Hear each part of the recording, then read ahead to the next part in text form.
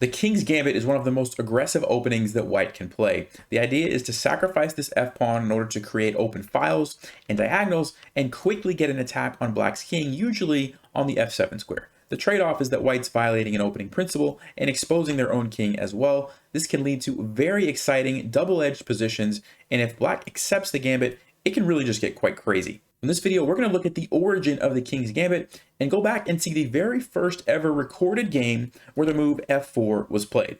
Let's jump right in. Develop castle, attack and checkmate, chess vibes.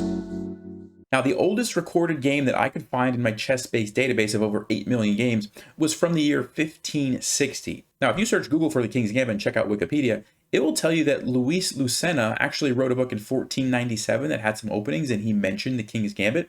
Whether or not that's true, I don't know. I tried to find like an online copy of that book, couldn't find it.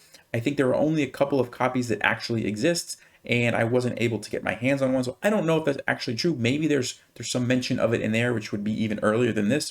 But the earliest game that I could actually find where we have it recorded was in 1560. Now, the person playing with the white pieces was none other than Ruy Lopez. That's right, Ruy Lopez. So some of you are probably familiar with that name. The Ruy Lopez is actually another chess opening that goes e4, e5, knight f3, knight c6, and then bishop to b5. This is called the Ruy Lopez and was named after Ruy Lopez. So it's interesting that Ruy actually played other openings besides this, one of them being the King's Gambit. Now, Rui's opponent was someone by the name Giovanni Leonardo, who was supposedly a strong chess master of his day. Now, I say supposedly because you're going to see as we go through this game, some of his moves were a little bit questionable, and it makes me wonder how strong of a player was he actually. Now, that being said, of course, back then they didn't have chess engines, chess books, and they certainly didn't have YouTube videos that they could watch, so they were kind of just on their own. So maybe that had something to do with it, but we're going to see that real soon. Okay, so Rui's opponent decided to play the move d6, and this is the King's Gambit decline. The black is saying, no thanks, I don't want your pawn, I don't want to go into all of those crazy exciting lines, I'm just going to play something a little bit more calm and just defend my pawn.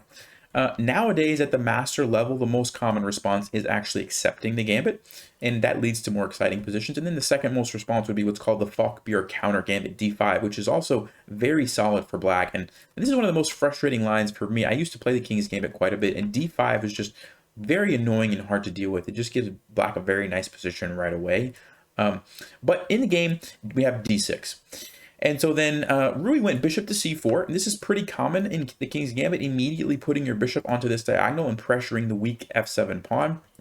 There's lots of tactics that can pop up here that black has to be very careful for. So Leonardo played c6, which this is a little bit weird to push both of these pawns forward. A lot of times you will see the move c6 and then d5 right away, but to play d6 first and then c6 and then maybe d5 later, it's kind of just wasting a move. So I'm not really sure that this is the best approach, but it's playable. So we have knight f3, and now the move bishop to g4. And bishop g4 is where I start to question what exactly is black doing here, because this, it looks like it's just a pin.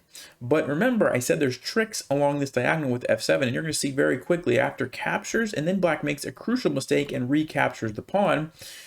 And again, this is kind of why I'm like questioning exactly how strong of a player black was, because nowadays this is a pretty common tactic. If you want to pause the video and figure out what did white play next, you go ahead and do that. But after you've had a chance to do that, you've probably came to the conclusion that white played the move bishop takes f7. And that's exactly what Ruy played. And this is actually just winning for white because of the fact that after black recaptures, the knight can hop in with check, and white is also going to get back their piece. So really bad news for black. You're not getting any material, and now you can't castle, and your king is going to be under attack. And so this kind of makes me question how strong of a player black was. Now, that being said, you know, if this was the first time that this sort of opening was ever played, maybe the bishop never really went to c4, right? Maybe that's just not how people played back in the day. And so this whole idea of the bishop getting sacrificed and then the knight coming in and losing your bishop on g4, maybe that was a brand new tactic that nobody had really ever seen. That's kind of my theory on why this person maybe fell for it. But anyway, knight comes in, king goes back, and the queen comes out. And like I said, black's in big trouble. No pieces are developed, can't castle. The king is now very exposed in multiple ways. And black plays another mistake, knight to f6. And this is bad because now the queen came into e6. And if bishop to e7, well, then we have checkmate immediately. So the only thing that black could play, and this is what was played in the game, was queen to e7. But now white has another little tactic to even win more material. So again, if you'd like to pause, figure out what move white played next, go ahead and do that. All right, well, if you had a chance to analyze that, the move that was played was actually queen to c8. So congratulations if you found that. The knight is preventing the king from moving. And so the only thing black can do is bring the queen back. But now white can simply trade the queens. And notice how black's king and rook are set up for this knight fork. That's exactly what white played. And at this point, Leonardo actually just resigned. Rui has this fork. The rook is a goner.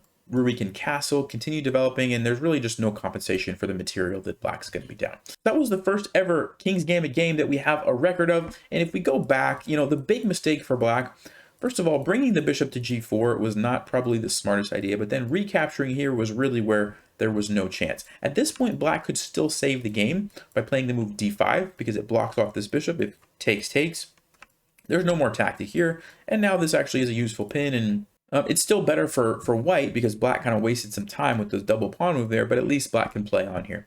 And going back, instead of playing c6, bishop g4, a better option for black would probably just be to play something like knight f6, attacking this pawn here on e4, and after maybe white defends, black can just simply...